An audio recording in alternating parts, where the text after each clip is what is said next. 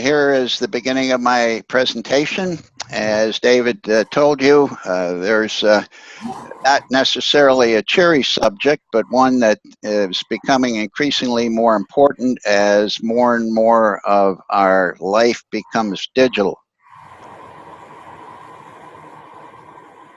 Couldn't have said it better myself. Here's a quote from John Lennon, and it certainly, as you look back over your life, has certainly proved true for me, and I'm pretty sure it has for you as well, which is why we need to do estate planning. We've been hearing about that for a long time. I'm sure that most of us, if not all of us, have put together a will. Traditionally, we've focused on the disposition of our physical and tangible assets at our death. Create a will, designate an executor, begin to try to get information together for that executor about what he can, so he can have it at his disposal when he needs it. We've also hopefully planned for the possibility that we might become incapacitated, unable to act on our own behalf in either financial matters or in healthcare matters. So they've come up with powers of attorney forms to appoint an agent to act for you for property and for healthcare. This is a pretty standard estate planning portfolio. Essential to all of this is sharing of the necessary information, of course, so that your agents or your executor knows what to do and where to find it and all the information that might be important. Well, where does digital afterlife planning fit into all of this? The standard definition is deciding what should happen to your digital legacy when you die. And I'll talk a little bit more about what your digital legacy is. And deciding if and how you wish to live on after your death. There are services out there that will offer to create, if you will, a digital avatar for you that allows you to extend birthday greetings, best wishes, communicate posts to your websites or to your social websites, and so on after you die. And I suspect this will only become more elaborate as artificial intelligence becomes more and more developed. It includes selecting and authorizing someone to implement and supervise your digital wishes. And these folks are referred to in the literature as your digital executor, to distinguish the person from your traditional executor. You would also potentially create a digital agent to supervise your digital wishes should you become incapacitated. Once again, we need to create and share documentation required to communicate your desires to all affected parties. And this is in effect your digital will or some document like that that would be shared with your family, with close friends, with perhaps business associates, designating one or two individuals to act as your digital agent or digital executor. I'll talk some more about legal issues a little bit further in this presentation, but one of the question marks associated with this is what legal standing this kind of document would have and what legal authority these individuals would have to act on your behalf should they be challenged in some way. Once again, we'll need to provide the information your agent and executor will need and location access information. And as I said below, you must incorporate the possibility of disability as well as death. Well, what's your digital legacy? You might first think of your digital accounts. If you're like me, you probably have 100 or more digital accounts. You go through them and look at them and you just shake your head. Not long ago, actually for Christmas last year, my son asked me to buy him a silicone muffin pan. He likes to bake. Well, he told me all the details of the pan, and I looked for it around the internet, and I finally found it at a bakery supply company in Brooklyn, New York. Ordered it for him, but before I could order it, I had to set up an account with them with a username and a password. I will probably never use that account again, but it's just one of my many accounts. Digital legacy includes all aspects of your digital life that exist at your death. And if you think about it, you have photos, videos, art, music, opinions, correspondence, inner thoughts, all sorts of things of a digital nature that you've filed, you've stored, you've created, you've downloaded, you've stored on your computer, you've stored in the cloud. It's all part of your digital legacy. What's going to happen to this? What do you want to have happen to it? Consider your potential customers. If you're thinking about, okay, what do I want to leave up, for example, on the digital screens, on the web, available on my computer, available to my family after I die, they become your customers. Who are you doing this for? Why are you doing it? And how much interest will they have in your digital life? What might they want access to?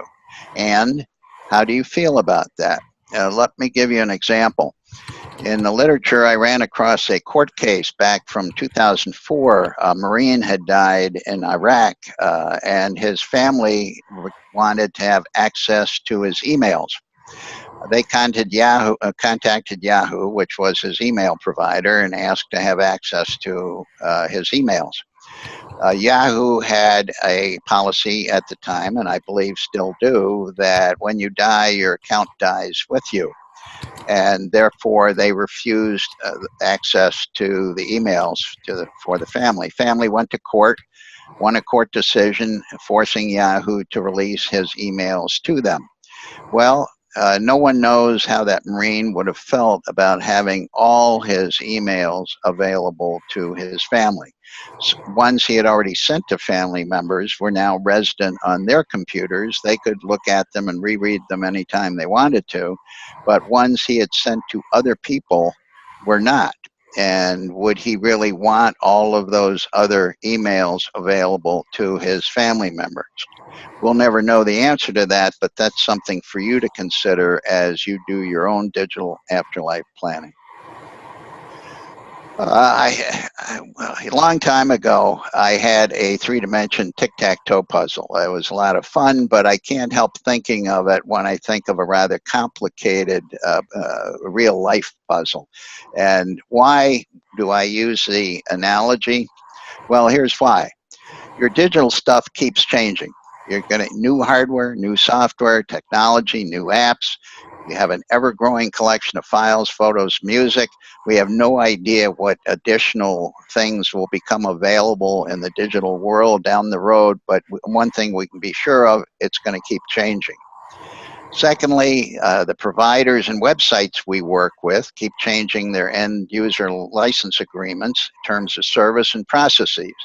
Government is starting to get involved. Laws are changing. We don't have a lot of federal laws in this area right now, but state laws are beginning to be created. Court decisions can come along and affect what we do and how we do it. And people in your life may change. People that you're very close to now, you may become estranged from. People may move away, become incapacitated, or die. Decisions you make about your digital executor, digital agent may need to be revisited, and you may change your feelings about what you wish to share and with whom. All things to keep in mind as we move ahead. Before we go much farther, I ran across this. I took this photo the other day because I was somewhat startled to see this device in a building where I visited. But if you're old enough to recognize what it is, you probably have already accumulated a lot of physical and analog versions of the things I mentioned before: correspondence, music, videos, pictures, etc. That is basically the same thing as some of the digital stuff that we're talking about in nature and purpose.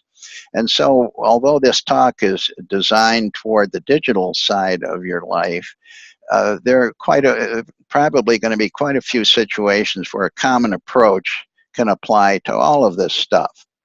So I encourage, as you go through your own digital afterlife planning, that you stop and take a look at your physical, your analog life as well, and say, okay, how does this all fit together? And if I do one thing for this, does it make sense to do the same thing for that, and instead of doing them separately?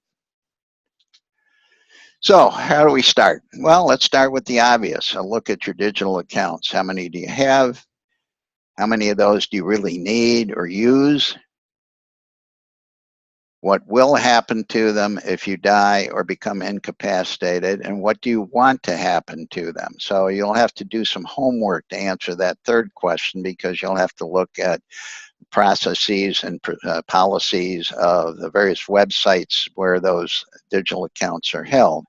So what can go wrong if you do nothing, in terms of, well, if I do nothing, these things will happen, but I want those things to happen. And so what do you need to do now to make sure that those things happen? Examples of digital accounts. Here's, you're certainly familiar with all of these, but just put them on as a thought starter so you don't overlook any. If you've gone paperless on your utility bills and bill payments, if you've gone paperless on investment accounts, bank accounts, etc., now you've got accounts there too, even though you perhaps in the past had done business with them with snail mail. And travel, vacation, entertainment, all of those, and social. And you know all the social networking sites. I had this a snapshot I took a year ago for a similar presentation, just to remind everybody about how many are out there. And of course, there's dozens and dozens and dozens more than this, but these are some of the most popular ones. And they have different afterlife policies. These, what I list here, is what I've pulled out of various articles, website articles that I picked up, and websites I've gone to. So the descriptions I show here may not be exactly accurate right now today, because things keep changing, and I don't know how old this information is, but they're different. So you're not going to find the same kind of policies or procedures. Each space is probably going to be somewhat unique. And from my limited examination of some of these, most of these policies deal with your death, not necessarily incapacity. So that's another thing to keep in mind. So here's an example. I mentioned on a previous slide that I do an example of Google. This is what Google has right now, and this is real world. This is from the Google website as of a couple of days ago. If you want to designate an inactive account manager, you can do so. Go into My Account at google.com, log on, and go to the Personal Info and Privacy screen in the center of this page. Go down to the bottom of, go down to the first paragraph with the 5 blue lines in it, and look for your control your content, okay? And click that, and here comes a second screen in which you have an option down here to assign an account trustee. So click on that setting, and it will take you to yet another screen, the inactive account manager. And this is where you begin your plan for your Google account if you pass away or stop using Google. And I'm not sure if it's large enough type for you to read it, so I'll just take a moment. Take control of what happens to your Google account if you're unexpectedly unable to use your account, such as in the event of an accident, or death. Decide when Google should consider your account to be inactive and what we, Google, do with your data afterwards. You can share it with someone you trust or ask Google to delete it. And click on the start and it will take you through a series of questions and so forth. I'm not going to do all of that here, but I do have a graphic that I picked up from a previous presentation. And here it is. The inactive account manager, it starts out with a timeout period. You set a timeout period after which your account can be treated as inactive. You can set up alerts so that you would be alerted or someone else could be alerted before the timeout period ends, just to alert you so that it does not inadvertently go inactive. You can provide contacts, add trusted contacts who should be made aware that you are no longer using your account. You can also share data with them if you like, so that if perhaps you're living by yourself, you're perhaps have family scattered around the country, and for whatever reasons, perhaps illness, ill health, whatever, you stop using your Google account. If you've set up those family members as contacts, they would be notified by Google that maybe something's wrong, that they should check because nobody's used your account for a while. And you can optionally delete the account or designate an inactive account manager who would manage your account for you and delete it or take whatever action you wish on your behalf. So that's an example for Google. That's just one of dozens or even hundreds, depending on how many accounts you have. So let's continue on with digital accounts. We've named hundreds of digital accounts. Where do we start? I suggest that we start with social media accounts because a lot of you is exposed to others, and then work your way through all your other accounts. This is an opportunity to delete unnecessary accounts, to take a hard look at why you have all these. Can you close them now to save a lot of time later? And oh, by the way, save a lot of follow-up later to make sure that you're current with whatever current policies are provided on the website. Once again, I encourage you to include your physical accounts in parallel. Is there a benefit to digitizing them, perhaps, so you're handling them all in the same fashion, or eliminating them? I recommend creating a log of all your accounts. I'm kind of old school, so I think in terms of a sheet of paper that you could put with a format on it, standard format, in which you provide name of the account, description, how you access it, passwords, all the relevant information for the account, what the policies are, what you've set up as your digital legacy on that account, and put 3 holes in it, put in a 3-wing binder. Now, of course, in the digital world, you would do the same thing in a file folder on your computer or in your cloud account. But the same idea, that you would create a standard document for each of your accounts that would be available then to your digital agent or executor, making life a lot simpler for him or her. And speaking of whom, I would heartily recommend that you name that person now, or identify that person now, and ask him or her to work with you as you go through this process, in part so that you can get their feedback, their questions, their concerns, and build it into this template or format that you put together, and be sure to include the information that they're looking for and will need as you analyze each of your accounts. Okay, so now you're well on your way to organizing accounts, right? So let's go back and say to the 4th slide, digital legacy.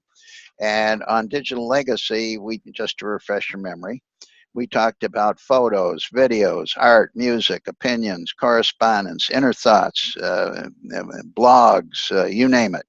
Anything else of a digital nature that you've accumulated or created. Well, for each of those, perhaps using the same format that you use to analyze your accounts, or with a separate one if you feel that that is more appropriate. Collect detailed information about each of those categories, each of those areas in your life. Once again, purge unnecessary stuff and then organize the remainder to make it simpler for you and for your digital executor or agent. Decide what you want to have done with what's left. Donate it to charity if we're talking about perhaps music or videos or whatever. Don't make it available to other family members. Just delete it if it's digital, discard it if it's old vinyl LPs, because once again, I would encourage you to look at both physical and digital assets together. So, so if you have a collection of digital vinyl LPs, you have cassette tapes, you have CDs, and you have downloaded music on your computer, you've got a mix of analog and digital assets, and you may want to do different things with them. You may want to do the same thing with them, but you probably should consider them together. Document your decisions in enough detail to make your intentions clear, and also not only for your digital agent or executive, but if family members or someone else were to challenge the disposition of those items, it would be helpful, I think, for him or her to have a document. Right here is what he said, and this is what we're going to do. Once again, provide passwords and other related access information. And while I'm on that subject, let me just mention or remind everyone that passwords these days aren't enough. More and more two-factor authentication is being used. In a number of cases, you're being asked for security questions. If there's some question about the password or the account. So your digital executor or agent needs all of those things. And if the second factor authentication includes things like text messages to your cell phone, well, guess what? He also needs access to your cell phone and the method of unlocking your cell phone. Or you need to consider changing or adding to your two-factor authentication process, perhaps through email or something like that. Okay, once again, as I said, I include both physical and digital assets in this review. So the intent here is maybe every week you work on another account. Every week or every 2 weeks you work on something else, your music, your videos, or whatever. And over an extended period of time, you would build this dossier online or physical or both that is available to your digital agent and executor and your family and close friends. Phil, David here. You're fading in and out, so stay close to your mic, please. Well, it's a headset mic, so I'm not quite sure what the problem is, but okay, I'll speak a little louder. Thank you. Yep. Okay, moving on. Where can I turn for digital Afterlife help? We have reference books, training courses, YouTube videos, all the usual suspects, magazine, news, and web articles, presentations like this one or local ones if your library perhaps has various presentations about digital subjects, dedicated websites, knowledgeable professionals, attorney, and afterlife specialists.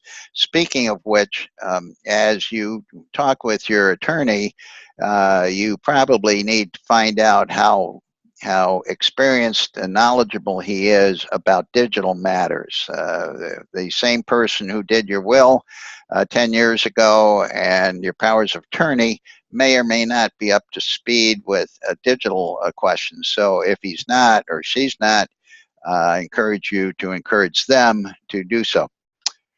So we'll go through these in some examples. Here is a book that I bought a while back.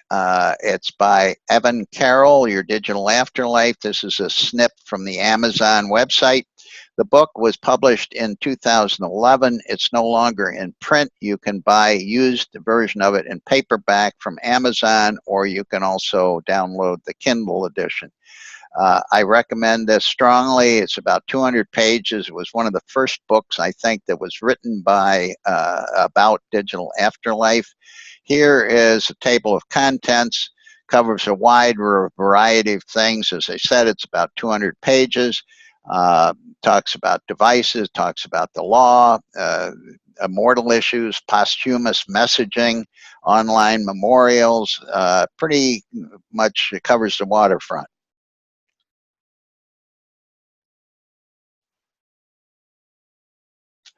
Here's another one. It's called Take Control of Your Digital Legacy. This is also a snip from the Amazon website. I also own this book. It was recently published in 2017. It's one of a series of Take Control books.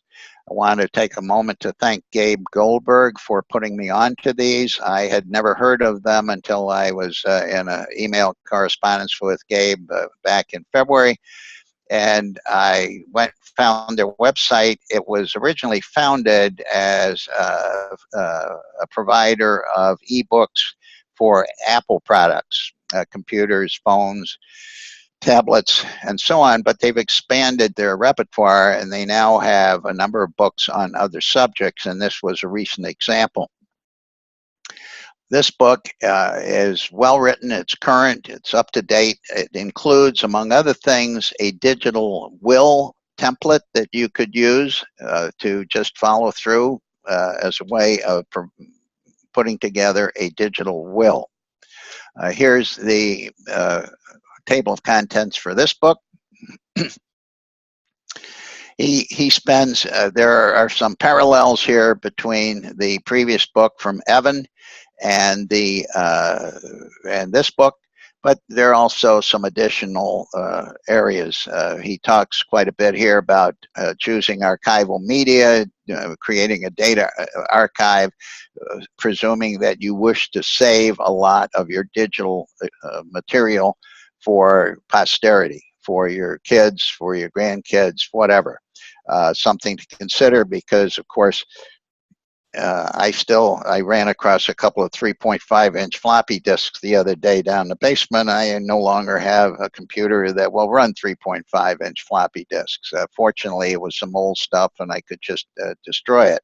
But because software changes, hardware changes, choose your media and create a data archive, look for file formats that will survive for a long time, have the greatest likelihood of surviving her for a long time. But he makes an interesting point. This is yet another thing to consider if you choose to go this route, because as time goes by, you may need to transfer digital files from one format to another, one media to another. But anyway, this book's about 130 pages. I think it's an excellent book.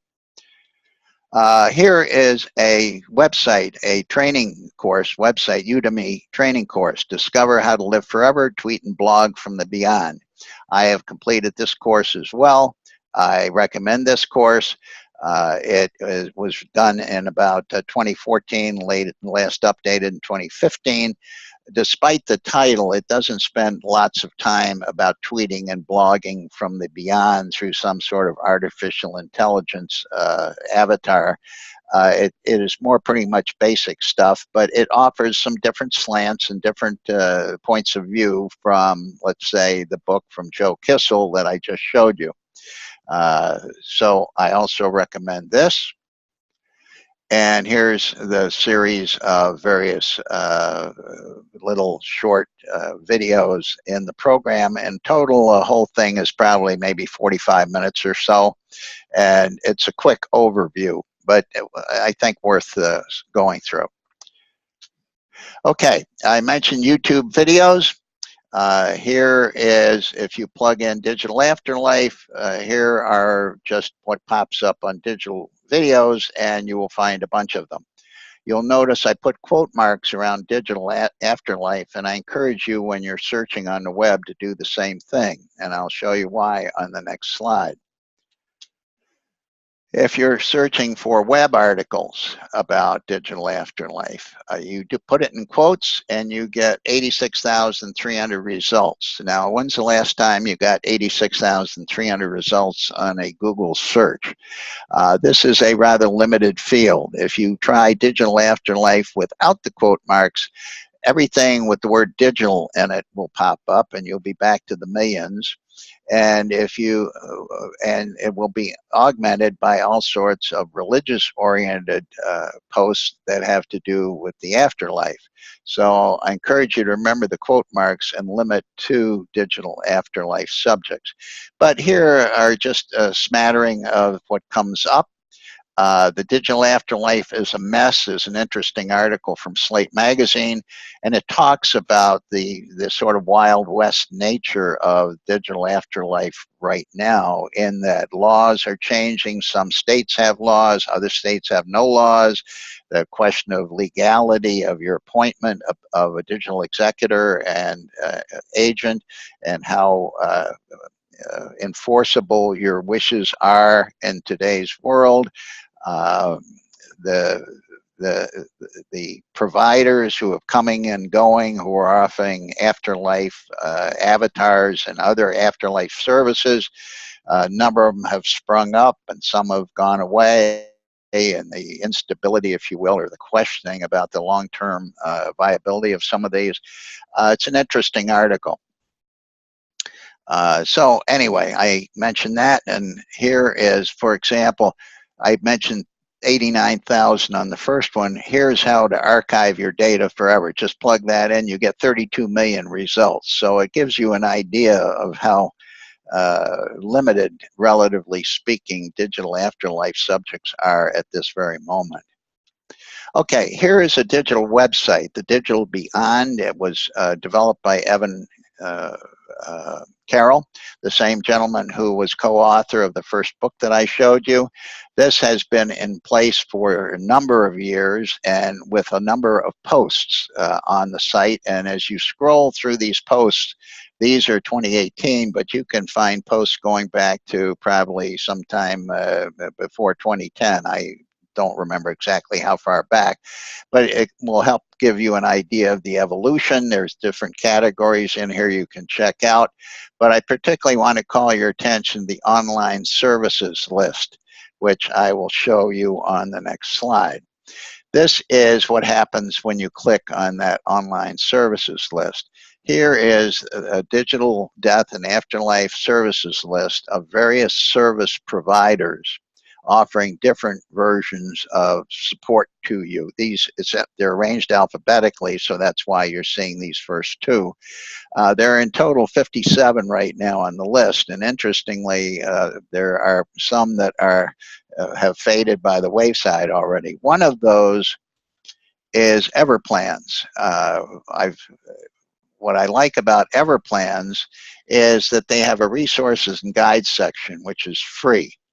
So if you click on that, you come up with planning categories, resources, and if you go over here to digital estate and click on that, you get a number of digital resources free for you to use. Digital cheat sheet, how to create a digital estate plan, and how to close online accounts when someone dies. Whoa, that looks like a good one, and it is. If you click on that, you get step-by-step instructions on how to close more than 230 services, alphabetically listed. Gives you a good idea. Obviously, you have to go to the website and confirm that what's shown on here is in fact current, but it gives you a good idea of what to expect. And there's other material on that site as well that would help you with your digital afterlife planning, and they offer services for a fee to help you with your entire estate planning, saving documents for you, and doing a number of services for you, as do many of those other sites on the website that I showed you from Evan Williams. So we've covered a lot to think about, explore, and do. Our digital environment is constantly changing. So whatever you do, you'll need to set up dates on your calendar or some process to go back and re-examine what you've set up to see if it is in fact still current, still viable, or whether or not you need to update it in some way. I believe that we will all benefit by considering our tangible and digital assets together. Certainly, we should consider our customers. If you think about it, did anybody really want grandma's fine china when she died? But she saved it for her favorite granddaughter. Her favorite granddaughter had no desire whatsoever for grandma's china. So consider your customers as you think, I'm going to save all this stuff for my kids or for whomever. Don't overlook incapacity, a whole different world. I suggest that you even consider a matrix that says, okay, one side is incapacity, one side is death, and what's different for each of these things as you're going through each of your accounts and your digital possessions. What is different? And make sure that everybody knows about your plans and understands your digital afterlife plans. So we're almost finished, but I do have one other thought that I want to mention.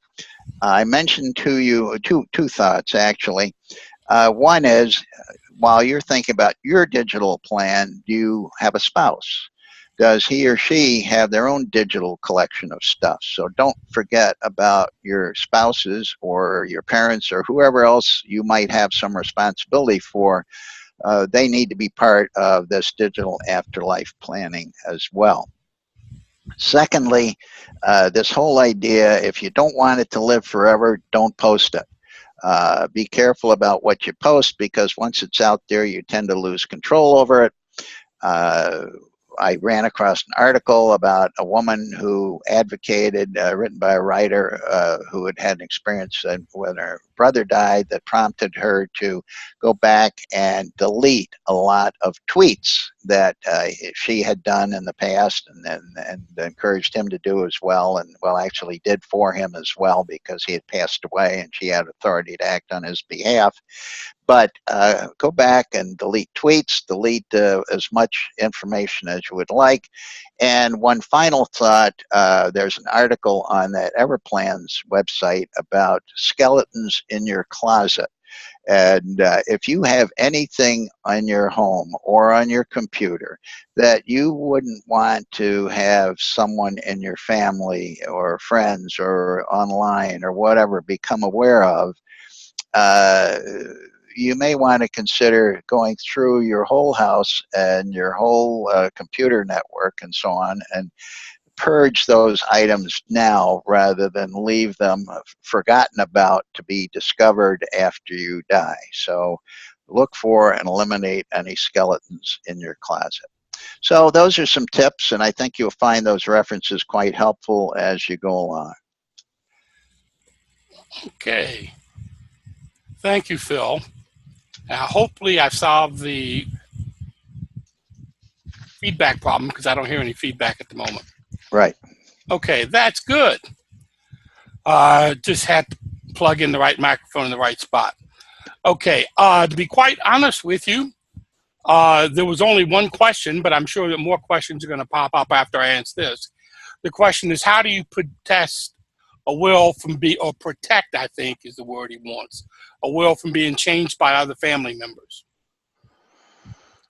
Well,